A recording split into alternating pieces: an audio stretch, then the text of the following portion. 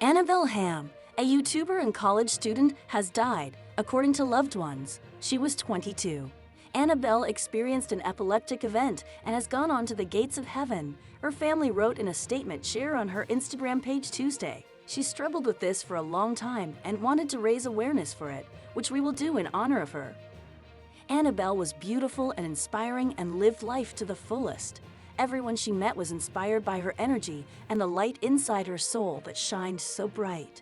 She was, and will forever be, so loved, they added. We're asking for your prayers of peace for her family and friends during this difficult time, and to allow all of us the chance to grieve and work through this as a family.